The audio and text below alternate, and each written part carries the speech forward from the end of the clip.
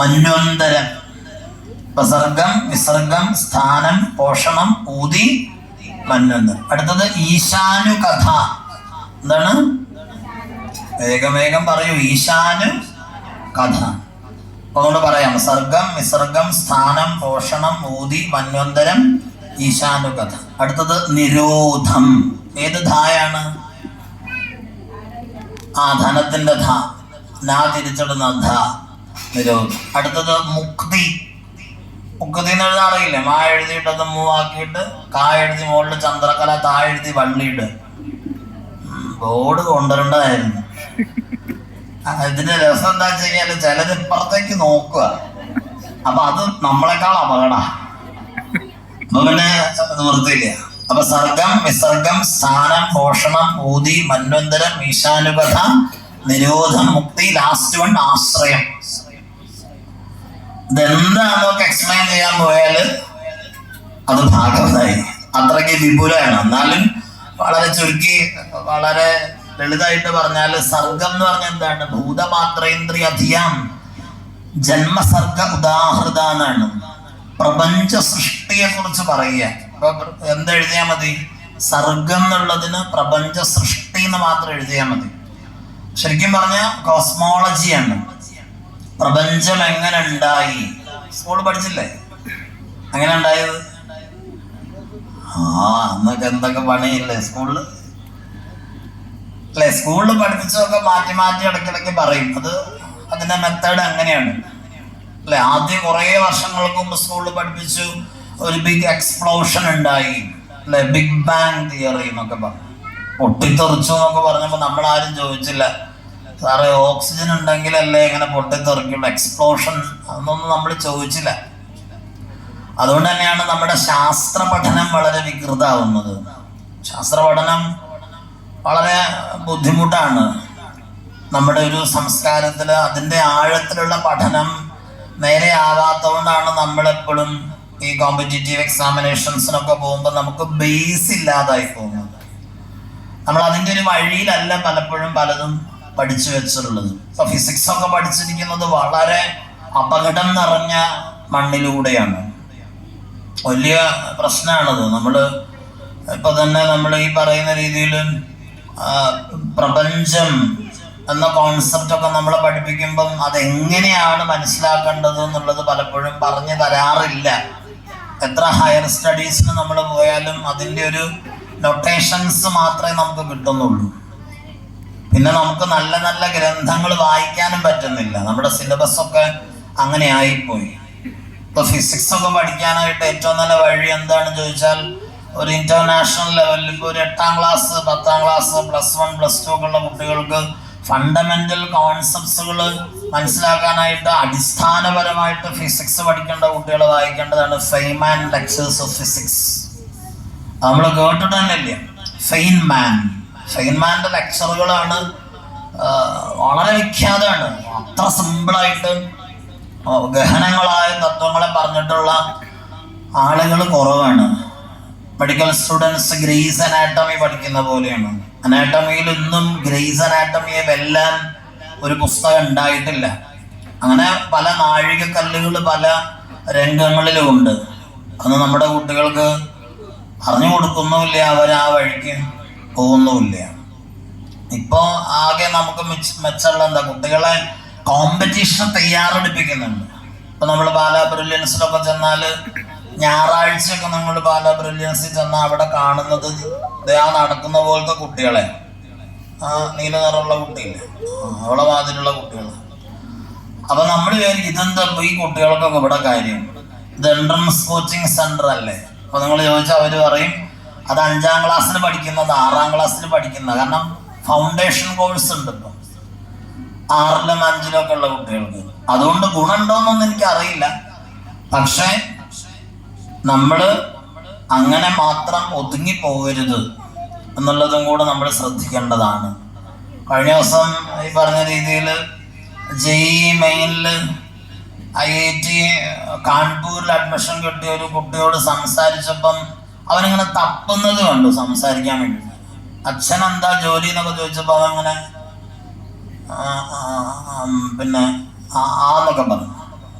അപ്പം ഞാൻ വിചാരിച്ചു ഇവൻ വല്ല ഡ്രഗൊക്കെ കഴിച്ചിരിക്കുകയാണോ എന്ന് എനിക്കൊരു സംശയം തോന്നി. അപ്പം ഞാൻ അങ്ങനെ ചോദിച്ചപ്പോൾ അവൻ എന്നോട് പറയുക, സാറേ എന്നോട് ചോദിക്കാനുള്ള ചോദ്യങ്ങൾ നേരത്തെ ഒന്ന് എഴുതി തരാമോ? 1 മണിക്കൂർ കൊണ്ട് ഞാൻ കാണാതെ പഠിച്ച് മുഴുവൻ പറയുന്നു. എനിക്ക് വലിയൊരു വിഷമം തോന്നുകയും അത്ഭുതം തോന്നുകയും ചെയ്തു. അങ്ങനെയാണോ നമ്മുടെ കുട്ടികളായി തീരേണ്ടത്? എന്നോട് അവന്റെ അധ്യാപകൻ പറഞ്ഞു, ഇവന്റെ തലയിൽ സൈൻ തീറ്റയും കോസ് തീറ്റയും മാത്രമായിപ്പോയി, അത് അത്ര പഠിക്കാനുണ്ട്.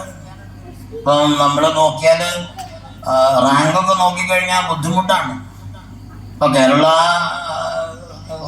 കേഡറിൽ ഫസ്റ്റ് റാങ്ക് കിട്ടിയ ജയി കുട്ടിക്ക് ഉള്ള മാർക്ക് 99.95, പിന്നെ കുറെ പോയിന്റുകളാണ്. അവന് കിട്ടിയ റാങ്ക് 196. അപ്പൊ 196കാരന്റെ റാങ്ക് 99.9 ദശാംശത്തിലാണെങ്കിൽ അതിന്റെ കോമ്പറ്റീഷൻ നമ്മൾ ആലോചിച്ചുണ്ട്.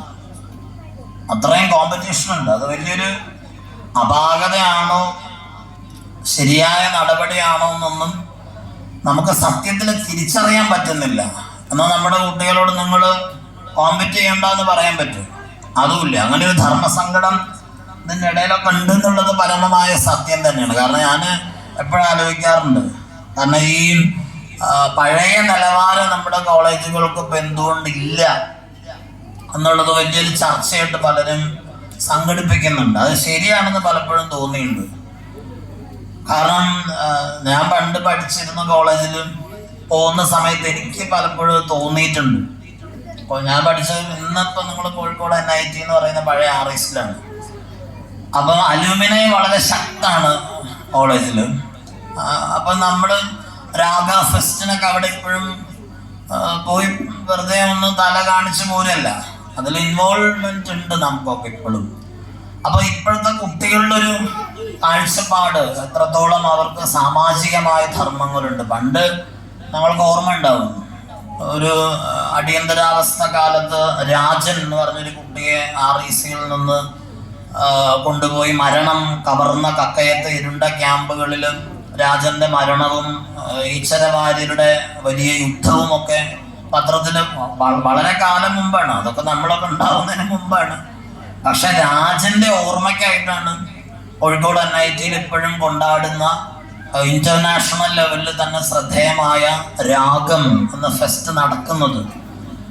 പല കുട്ടികളും കഴിഞ്ഞ രാഗത്തിനൊക്കെ നമ്മൾ പോയിട്ട് പല കുട്ടികളോട് ചോദിച്ചു നോക്കി, എന്താണ് രാഗം, എന്തിനാണ് രാഗം സംഘടിപ്പിക്കുന്നത്?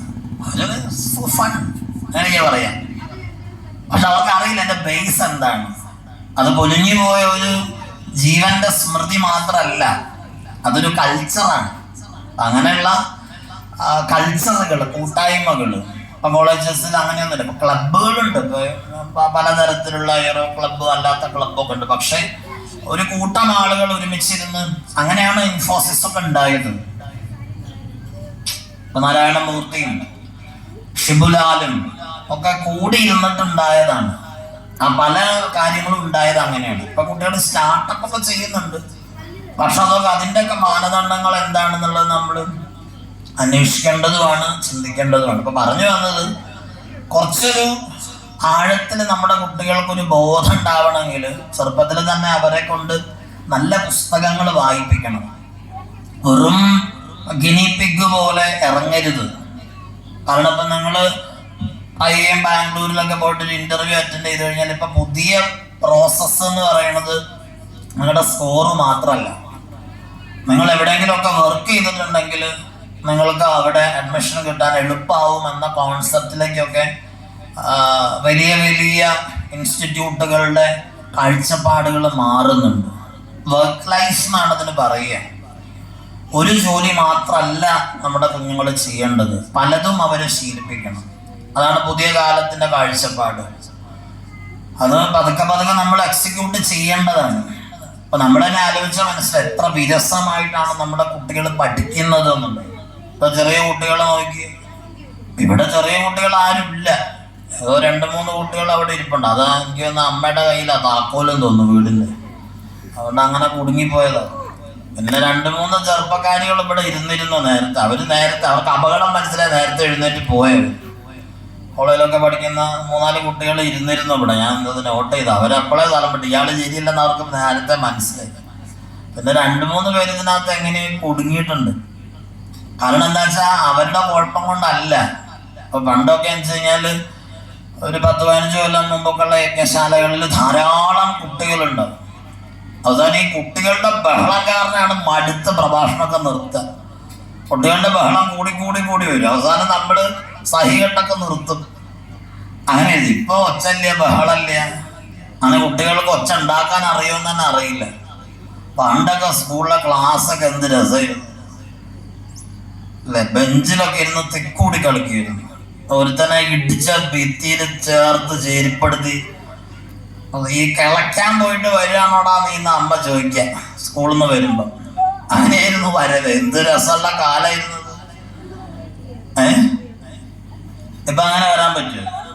അങ്ങനെയൊന്നും വരാൻ പറ്റില്ല. അപ്പൊ നിങ്ങളെന്നെ നോക്കിയാൽ മനസ്സിലാവും. ഇപ്പൊ ചെറിയ കുട്ടികളുടെ മുഖത്തേക്ക്, സ്കൂളിൽ പോകുന്ന കുട്ടികളുടെ മുഖത്തേക്ക് നോക്കി ചിരിക്കാൻ പറ്റുമോ? ചിരിക്കും അവര് ചിരിക്കൊന്നുമില്ല. എനിക്ക് തോന്നാറുള്ളത് ഈ സ്കൂളിൽ പോകുന്ന ചെറിയ പിള്ളേരെ കാണുമ്പം പാകിസ്ഥാനിലെ യുദ്ധത്തിന് പോകുന്ന ഇന്ത്യൻ പട്ടാളക്കാരെ പോലെ. അന്നാ വന്നില്ലെങ്കിൽ ഇല്ല എന്നുള്ള രീതിയിൽ എന്തൊക്കെയോ വിഷാദ രോഗമായിട്ട് പോകും. ഇഞ്ചൊരു ബാഗ് ഉണ്ട് പുറത്ത്. പിന്നെ നടക്കേണ്ട ആവശ്യമില്ലല്ലോ അല്ലേ. അത് പിന്നെ സഹിക്കാം. ഇപ്പൊ നമ്മള് എഴുത്തിനിരുത്തുന്നത് തന്നെ ഇത് എത്രാമത്തെ വയസ്സിലാണ്?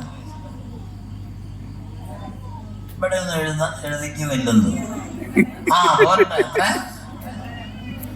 3 വയസ്സിന് മുമ്പ് ഇല്ലെങ്കിൽ പോലീസ് പിടിക്കും. എന്തൊരു നാണം കെട്ട ഇടപാടാന്ന് ആലോചിക്കും. ഇപ്പൊ മൂകാംബിക ക്ഷേത്രത്തിലൊക്കെ നിങ്ങൾ കൊണ്ടുപോയി 3 വയസ്സ് ആകുന്നതിന് മുമ്പ് കൊണ്ട് എഴുതിക്കാൻ ശ്രമിച്ചാൽ അവിടെയുള്ള വിവരമുള്ള അടികന്മാരൊക്കെ ഉണ്ട്. രാമചന്ദ്ര അടികയെ പോലുള്ള ആളുകളൊന്നും എഴുതിക്കില്ല. അവരൊരു 4 വയസ്സ് കഴിഞ്ഞാലേ എഴുതിക്കുള്ളൂ അവിടെ. കാരണം അവര് പറയുന്നത് എന്താണ്, എഴുതുന്ന കുട്ടിക്ക് ഇത് മനസ്സിലാവണ്ടേ. അപ്പൊ എഴുത്തിനിരുത്തുന്നത് നമ്മൾ കാണുന്നു. അപ്പൊ ഈ നവരാത്രി കാലഘട്ടത്തില് നമ്മുടെ ഒക്കെ ഇതിനകത്ത് കുടുങ്ങിപ്പോ. ഇവിടെ പത്തനംതിട്ട ജില്ലയിൽ ഒരു വലിയ ക്ഷേത്രം ഉണ്ടല്ലോ, ഏഴംകുളം എന്ന് പറഞ്ഞിട്ട്. അപ്പൊ അവിടെ കുറെ വർഷങ്ങൾ, ഒന്ന് 10 വർഷത്തോളം അവിടെ ആദരണീയനായ നമ്പ്യാതിരി സാറൊക്കെ ജീവിച്ചിരുന്ന കാലഘട്ടത്തിൽ കുറെ വർഷങ്ങൾ അടുപ്പിച്ച് അവിടെ നവാഹം, നവരാത്രി കാലത്ത് സ്ഥിരം അവിടെ ഇരുന്നു. അതാണ് ഞാൻ തന്നെ ആ അമ്പലക്കാരോട് പറഞ്ഞു, ഇനി എന്നെ ഒന്ന് ഒഴിവാക്കാൻ പറഞ്ഞു. കാരണം മനുഷ്യന്മാര് പ്രാകാൻ തുടങ്ങി. ഇയാളെ കണ്ട് മടുത്തു. കാക്ക പോലത്തെ ശബ്ദം. അങ്ങനെ അവസാനം അവിടുന്ന് സത്യത്തില് വിഷമിച്ച അവിടുന്ന് ഒക്കെ പോകുന്നത്. കാരണം ഈ കുട്ടികളുടെ എഴുത്തിനിരുത്ത് സഹിക്കാൻ പറ്റാതെ വരിക. കാരണം അവസാന ദിവസം വിജയദശമി ആയിരിക്കും യജ്ഞത്തിന്റെ. അപ്പൊ നമ്മള് പന്തള NSSന്റെ ഗോപി മോഹൻ സാറൊക്കെ പണ്ട് അവിടെ എഴുതാനൊക്കെ വരും. അവരൊക്കെ പെട്ടെന്ന് സ്ഥലം വിടും. അവസാനം ഞാൻ ഒറ്റയ്ക്കാവും. അപ്പൊ ഈ 2.5 വയസ്സൊക്കെ ഉള്ള കുഞ്ഞുങ്ങളെ കൊണ്ട് അമ്മമാര് വരും. ഈ കുട്ടികൾ കരഞ്ഞ് നിലവിളിച്ച വരും. അപ്പൊ കിട്ടുന്ന പരിശീലിപ്പിച്ചിട്ടൊക്കെയാ കൊണ്ടുവരിക. മോതിര വിരല്, പിന്നെ പെരുവിരല് എന്നൊക്കെ പറഞ്ഞ അവസാനം കൊച്ചിന്റെ വിചാരം വിരല് അറക്കാൻ കൊണ്ടുപോകുന്ന. എന്നിട്ട് ആ വിരലും ഒഴിച്ച് ബാക്കിയുള്ളതൊക്കെ കാണിക്കും. മറ്റത് ബലം പിടിച്ച് നമ്മൾ എങ്ങനെയെങ്കിലുമൊക്കെ എടുക്കണം. അങ്ങനെയാണ് അതിന്റെ അവസ്ഥ വരിക. അപ്പൊ വീട്ടിൽ നിന്നേ കരഞ്ഞ് നിലവിളിച്ച് വരുന്ന കുട്ടികള് എന്നെ കാണുമ്പം കരയാതിരിക്കുക. എന്റെ ഭാര്യ എന്നെ കാണുമ്പോൾ ഇടയ്ക്കിടയ്ക്ക് കരയും. അപ്പൊ ഭീകരനെ പോലെ ഇരിക്കുന്ന എന്നെ കണ്ട ആരെ കരയാത്ത. അങ്ങനെ പിള്ളേരുടെ കരച്ചില് ഡബിളോ. അപ്പൊ ഞാൻ ഒരു പ്രാവശ്യം ഇതുപോലെ ഒരു അമ്മയും ആ അമ്മയുടെ മകന്റെ കൊച്ചത്. അപ്പൊ ആ കൊച്ചിന്റെ അമ്മയും ഒക്കെ കൂടെ എഴുതാൻ വന്നതാ.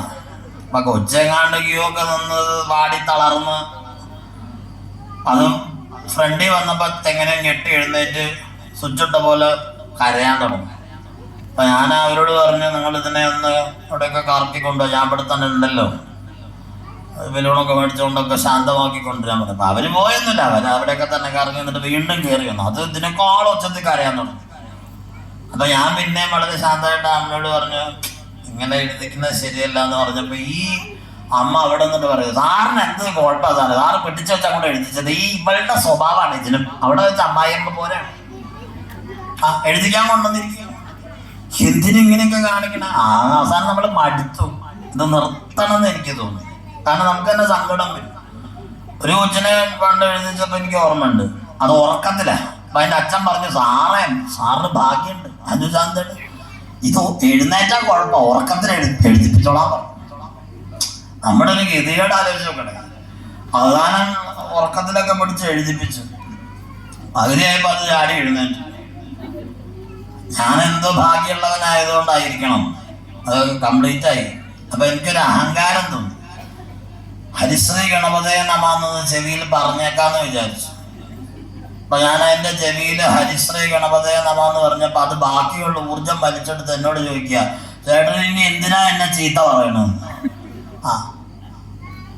കാരണം അതിന് മനസ്സിലാകണ്ടേ, അവിഘ്ന വസ്തു എന്നൊക്കെ അതിനോട് പറഞ്ഞ വല്ല ആ ഒരു കാര്യമുണ്ട്. ഇതാണ് നമ്മുടെ ഇല്ലോജിക്കൽ പാരന്റിങ് എന്ന് പറയുന്നത്. ടോക്സിക് പാരന്റിങ് ആണ്.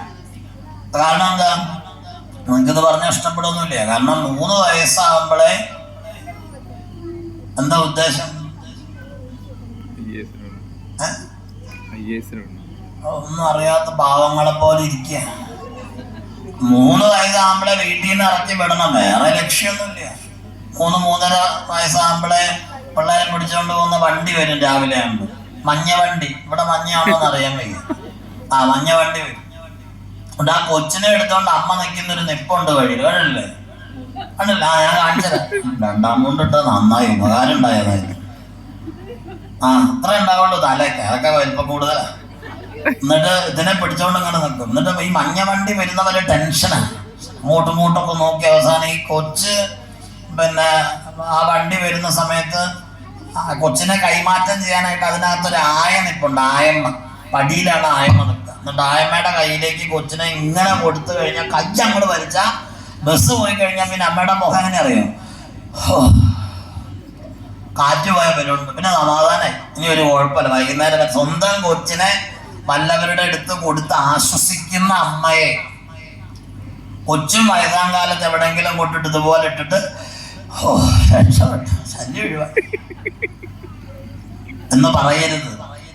നമ്മൾ കുറച്ചൊന്നും ചിന്തിക്കുന്നത് നല്ലതാണ്. ഈ 3 വയസ്സും 3.5 വയസ്സുള്ളതിനൊക്കെ പിടിച്ച് കാലിന് 6 പണിക്കാരിടാത്ത ഷൂ ഒക്കെ കെട്ടിവെച്ച് കഴുത്തിന് 36 ഡിഗ്രി ചൂടില് ഒരു വടം കെട്ടി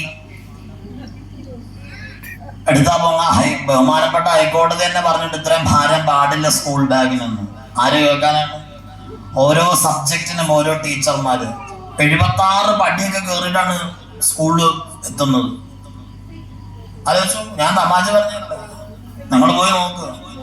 പണ്ടൊക്കെ ഏതെങ്കിലും സ്കൂള്, നമ്മളൊക്കെ പഠിച്ച സ്കൂൾ എന്നൊക്കെ പറഞ്ഞ എന്തൊരു സ്ട്രെങ്ത് ആയിരുന്നു.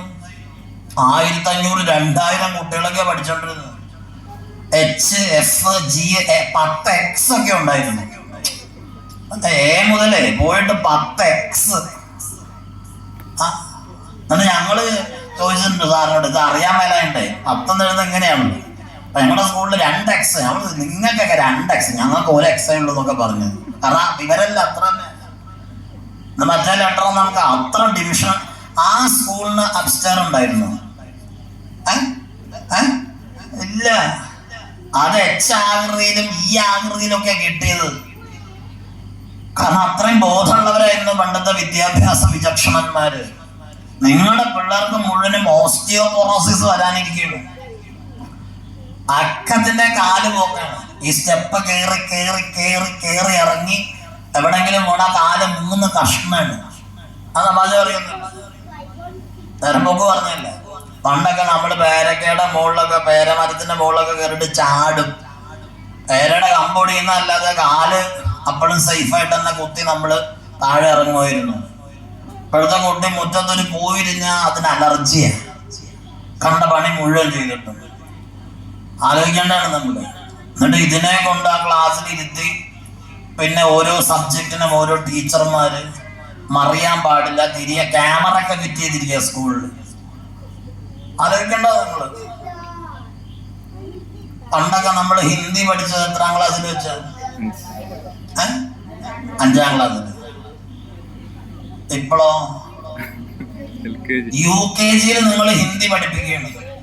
എന്തൊരു ഇലോജിക്കലായ കോൺസെപ്റ്റ് ആണെന്നറിയാമോ? ഒരു ഫോറിൻ ലാംഗ്വേജ് അല്ലെങ്കിൽ മറ്റൊരു ഭാഷ നമ്മുടെ ബ്രെയിൻ അഡോപ്റ്റ് ചെയ്യണമെങ്കിൽ അതിനൊരു പ്രായമുണ്ട്. ലിംഗ്വിസ്റ്റിക്സ് പഠിക്കണത്, കരിക്കുലം ഡിസൈനിങ് എന്ന് പറഞ്ഞാൽ വേറെ ഒരു ചില്ലറ പരിപാടിയല്ലത്. അത്ര ഇറാഷണലാണ് നമ്മൾ ചെയ്യുന്നത്. ആ ഹിന്ദി ഒരിക്കലും പഠിച്ചാൽ ശരിയാവാതെ പോവുക ചെയ്യുന്നത്. കാരണം അതിനെ വെറുത്ത് പോവുക. എന്തിനാ അത് പഠിപ്പിക്കണേ? പണ്ടൊക്കെ നമ്മള് സ്കൂളിൽ പോയ ഓർമ്മല്ലേ? അല്ലെ, എത്രാമത്തെ വയസ്സിലാണ് സ്കൂളിൽ പോയത്? 5-ാമത്തെ വയസ്സിൽ പോയി. താല്പര്യം ഉണ്ടായിട്ടൊന്നുമല്ല. പിന്നെ അവിടെയൊക്കെ കൊണ്ടിരുത്തി 6 മാസമൊക്കെ കരച്ചിലും ബഹളവും നിലവിളിയും പകുതിക്ക് വെച്ച് പോവുക, അങ്ങനെയൊക്കെ ആയിരുന്നു. പക്ഷെ പിന്നെയാണ് നമ്മുടെ സ്കൂൾ ആഘോഷങ്ങൾ 2-ാം ക്ലാസ്സൊക്കെ ആയപ്പോ പിന്നെ വലിയ സന്തോഷമായിരുന്നു. എന്ത് രസമായിരുന്നു. പിന്നെ എനിക്ക് ഓർമ്മയുണ്ട്, ഞാനൊക്കെ പഠിച്ചത് വെട്ടോ വെളിച്ചല്ലാത്ത ഞങ്ങളുടെ പഴയ കൽപ്പാത്തി ഗ്രാമത്തിലാണ്. അവിടെ എപ്പോഴും വെട്ടക്കുറവാ. കൽപ്പാത്തി പുഴയുടെ തീരത്തൂടെയാണ് പാടം ക്രോസ് ചെയ്തൊക്കെ സ്കൂളിലേക്ക് പോയിരുന്നത്. അതിനെക്കുറിച്ച് ഞാൻ ഓർക്കാത്ത ഒരു ദിവസം പോലും ഇല്ല. എന്ത് രസമുള്ള കാലമായിരുന്നു അന്ന്. ഇതുപോലെ സ്കൂബിയുടെയും ടോമി ഹിൽഫിഗറിന്റെയും അമേരിക്കൻ ടോറിസ്റ്ററിന്റെ ഒന്നും ബാഗൊന്നുമില്ല. എന്തായിരുന്നു ഉണ്ടായിരുന്നു? കുറെ ബുക്ക് ഇങ്ങനെ ഉണ്ടാവും. എന്നിട്ട് അതില് ഒരു കറുത്ത എന്താണ് റബ്ബർ എന്ന് പറയാൻ അറിയാൻ വയ്യ. ഡംബർ ബാൻഡ് എന്ന് പറയും. ഡംബർ ബാൻഡ് ഇങ്ങനെ ചുറ്റിയിട്ട്. ഞാനൊക്കെ പഠിച്ചത് ഉപ്പുമാവ് സ്കൂളിലാണ്. ഉപ്പുമാവ് സ്കൂൾ എന്ന് പറഞ്ഞാൽ മനസ്സിലായില്ലേ? എന്താണ്? ഉപ്പുമാവാണ് പ്രധാന സിലബസ്, ബാക്കിയൊക്കെ പിന്നെ. എന്നിട്ട് ആ ഉപ്പുമാവ് പാത്രത്തിൽ 2 കുടുക്കാണ് ഈ ഡബ്ബർ ബാൻഡ് കൊണ്ട്. പുസ്തകമൊന്നും പോയാൽ ഒരു ചൊക്കൂല. പാത്രമാണ് പ്രധാനം. ആ പാത്രം ചളുങ്ങും. ഭിത്തിയിൽ ഇടിച്ചിടിച്ചിടിച്ച് ആണ് ഉപ്പുമാവ് തുറക്കുക. എന്ത് ഭംഗിയായിരുന്നു ആ കാലം. 2 ട്രൗസറേ ഉണ്ടായിരുന്നുള്ളൂ. അത് പുഴയിൽ നനഞ്ഞ് കുതിർന്നിട്ട് രാത്രി കിടക്കുമ്പോ അമ്മ ഊരി എടുക്കുക ചെയ്യാം. എന്നിട്ട് അതൊരിക്കലും ഉണങ്ങിയ ചരിത്രമല്ല. അത് എന്നിട്ട് അടുപ്പിന്റെ സൈഡിൽ കമ്പിൽ കെട്ടി തൂക്കി മുകളിലിടും. എന്നിട്ട് അത് പുകയടിച്ച് പട്ടാളക്കാരന്റെ ചട്ട പോലെയും അതിട്ടാ പോവുക. രാവിലെ അമ്മ തരുന്ന ദോശ, അപ്പ കഷ്ണവും പൊട്ട് ബിസ്ക്കറ്റൊക്കെ ഈ ട്രൗസറിന്റെ പോക്കറ്റിലിട്ട് വെക്കും. വെള്ളത്തണ്ടും ചെറിയ പെൻസിലിന്റെ കുറ്റിയൊക്കെ, കരിവണ്ട് പോലത്തെ റബ്ബറൊക്കെ ഉണ്ടായിരുന്നു.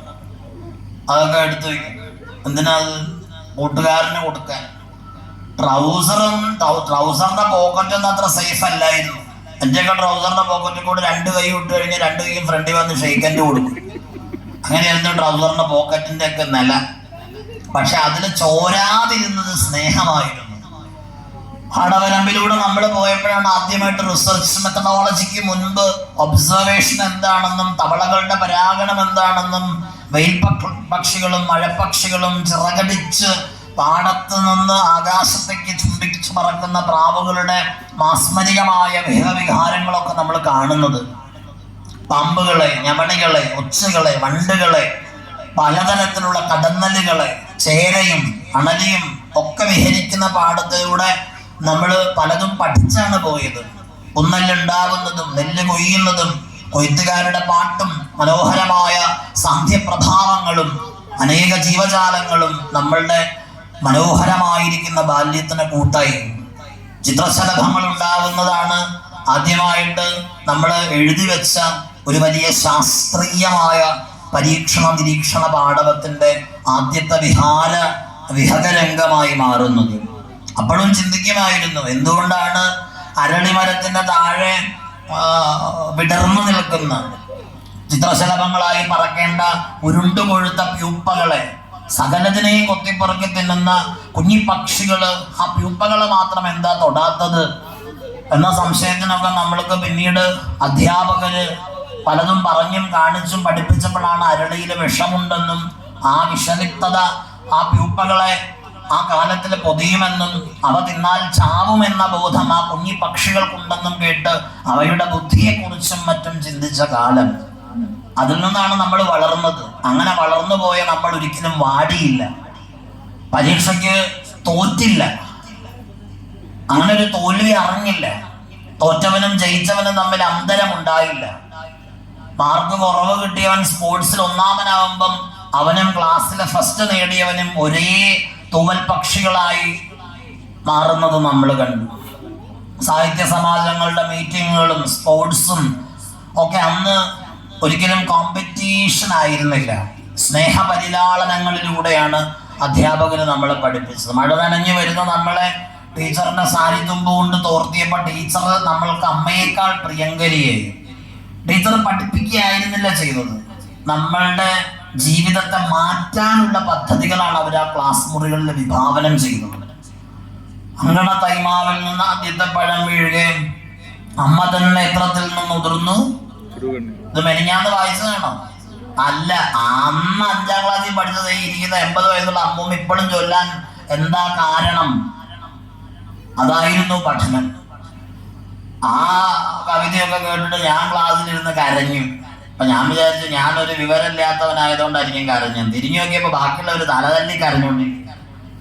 അന്നാണ് അമ്മയുടെ മഹത്വം ആരും പറയാതെ അറിയുന്നത്. ജീവിതത്തിൽ കേട്ടിട്ടുള്ളതിൽ വെച്ച് ഏറ്റവും ധീരമായ ഒരമ്മയുടെ ഭാവം അറിയുന്നത് പൂതപ്പാട്ടിലൂടെയാണ്. പൂതപ്പാട്ടില് ഉണ്ണിയെ പൂതം പിടിച്ചോണ്ട് പോയെന്ന് പറയുമ്പോൾ വേഷം മാറി വന്ന് ആ പൂതം ഉണ്ണിയുടെ അമ്മയോട് പറയുകയാണ്, നിങ്ങളുടെ മകനെ പൂതം പിടിച്ചു പോയിന്ന്. അപ്പൊ ഈ പൂതം വിചാരിക്കണത് അമ്മ ബോധം കെട്ട് വീഴുന്ന. കേട്ടിട്ടുള്ളതിൽ വെച്ച് ഏറ്റവും സുധീരമായൊരു പ്രതികരണം കേൾക്കുന്ന അന്നാണ്. ആ അമ്മ ഭൂതത്തോട് ചോദിക്കുന്ന ഒരു ചോദ്യം, ടീച്ചർ പറഞ്ഞ വികാര വിക്ഷുബ്ധത ഇപ്പോഴും ഹൃദയത്തിലുണ്ട്. ആ ഭൂതത്തോട്, വേഷം മാറി വന്ന ഭൂതത്തോട്, നിങ്ങളുടെ ഉണ്ണിയെ ഭൂതം പിടിച്ചു പോയി എന്ന് പറയുന്ന ഭൂതത്തോട് ആ അമ്മ തിരിച്ചു ചോദിക്കുന്ന ഒരു ചോദ്യമുണ്ട്, എൻ്റെ മകനെ ഭൂതം പിടിക്കുന്നത് നീ കണ്ടുപോകും? അവര് പറയുന്നുണ്ട് ഉവ്വ്. അപ്പൊ ഭൂതം വിചാരിക്കുന്നത് ഇവിടെ ബോധം കെട്ട് വീഴുന്ന. ആ അമ്മ തിരിച്ചു ചോദിക്കുന്നത് എന്താണ്? ഭൂതം പിടിച്ച സമയത്ത് എൻ്റെ ഉണ്ണി കരഞ്ഞിരുന്നുവോ? ഞാൻ അവനെ വളർത്തിയത് ഭീരുവായിട്ടല്ല. അവിടെയാണ് നമ്മളുടെ ജീവിതം മാറി മറിയുന്ന രംഗങ്ങൾ അധ്യാപകർ ആവിഷ്കരിച്ചത്. ജീവിതത്തെ എങ്ങനെ കാണണമെന്ന്, എങ്ങനെ നേരിടണമെന്ന്. ഇന്നത്തെ അങ്ങനത്തെ ക്ലാസ് മുറികളില്ല, അങ്ങനത്തെ പഠനങ്ങളുമില്ല. ഇന്ന് അത് നടക്കുന്നുണ്ട്. കാൺപൂർ IITയിലോ ജിപ്മറിലോ എയിംസിലോ ഒക്കെ പ്രതിഭാധനന്മാരായ അധ്യാപകര് വല്ല PhDക്കൊക്കെ ചെല്ലുന്നവർക്ക് അത്തരം പാഠങ്ങൾ പറഞ്ഞു കൊടുക്കുന്നുണ്ടാവാം. അത്രയേ ഉള്ളൂ. നമ്മുടെ താഴത്തെ ക്ലാസ്സുകളുടെ പഠന നിലവാരങ്ങൾ നമ്മൾ ഉറപ്പുവരുത്തേണ്ടതുണ്ട്. വളരെ ശ്രദ്ധിക്കേണ്ടതാണ്. പരിചയപ്പെടുത്തണം നമ്മൾ കുഞ്ഞുങ്ങൾ. ഇന്ത്യൻ ശാസ്ത്ര സാഹിത്യ ഗവേഷണ രംഗം അന്നാമാണിയെ പോലുള്ളവര്, CV രാമനെ പോലുള്ളവര്, അബ്ദുൽ കലാമിനെ പോലുള്ളവര്, ഒരുപാട് മഹാമനുഷ്യര്, ഇന്ത്യൻ ഹിസ്റ്ററിയും ഒക്കെ നമ്മുടെ കുഞ്ഞുങ്ങൾക്ക് ചെറിയ ചെറിയ സീരീസുകളായിട്ട് വായിക്കാൻ പറഞ്ഞു കൊടുക്കാൻ അമ്മമാര് മെനക്കെടണം. അതാണ് പാരന്റിങ് എന്ന് പറയുന്നത്. അല്ലാതെ കുട്ടിക്ക് കുറെ സാധനങ്ങൾ വാങ്ങിക്കൊടുത്ത് ട്യൂഷൻ, അങ്ങനെയല്ല. അമ്മയിൽ നിന്ന് കേൾക്കുന്നവ അവന്റെ ഹൃദയത്തിൽ പതിക്കും. അതാണ് നമ്മൾ മനസ്സിലാക്കേണ്ടത്. ആനന്ദിബായി ജോഷിയെ ഞങ്ങളിൽ എത്ര പേർക്ക് അറിയാം? ഇന്ത്യയിലെ ആദ്യത്തെ വനിതാ ഡോക്ടറാണ് ആനന്ദിബായി ജോഷി. കണ്ണുനീരിൽ കുതിർന്നൊരു കഥയാണ്. മഹാരാഷ്ട്രയിൽ നിന്ന് വളരെ ചെറുപ്പത്തിൽ വിവാഹിതയാവുകയും ഭർത്താവ് ലണ്ടനിൽ കപ്പലിൽ വിട്ട് പഠിപ്പിച്ച് ഗൈനക്കോളജിയില് ബിരുദം നേടി തിരിച്ച് കപ്പൽ യാത്രയിൽ വന്ന് പനി ബാധിച്ച് ഭാരതത്തിലിറങ്ങി വെറും 2 മാസം മാത്രം പഠനം കഴിഞ്ഞ് ജീവിച്ചിരുന്ന ആനന്ദിബായി ജോഷിയുടെ ദൃഢനിശ്ചയത്തിന് മുമ്പിൽ നമ്മൾ കരയും. പഠിക്കാൻ അവരെടുത്ത എഫേർട്ട് അന്നത്തെ കാലത്ത് ഒരുപാടുണ്ട്. ഇന്ത്യയിൽ നിന്ന് ആനന്ദിബായി ജോഷിയുടെ കഥ പോലും അവൈലബിൾ അല്ല. അതൊക്കെ വല്ല ടൊറന്റോയിലോ കാലിഫോർണിയയിലെ പ്രസ്സുകളിലോ കേംബ്രിഡ്ജ് യൂണിവേഴ്സിറ്റിയുടെ പ്രസിദ്ധീകരണങ്ങളിലോ ആനന്ദിബായി ജോഷി ഉറങ്ങുകയാണ്. ധാരാളം പ്രതിഭാധനന്മാർ ഇവിടെ ഉണ്ടായിട്ടുണ്ട്. പക്ഷെ നമ്മൾ അവരെയൊന്നും നമ്മൾ മനസ്സിലാക്കുന്നില്ല, പഠിക്കുന്നില്ല, നമ്മുടെ കുട്ടികളെ പരിചയപ്പെടുത്തുന്നില്ല, അവരുടെ ജിജ്ഞാസയെ ഉണർത്തുന്നില്ല. ഇതാണ് സർഗം. അത് ഭാഗവതത്തിലെ സർഗം ഒരു ഉമ്മാക്കി ടയമല്ല. സർഗം എന്ന് പറഞ്ഞാൽ പ്രപഞ്ചത്തെ കുറിച്ചുള്ള അറിവാണ്. അടുത്തെന്താണ്?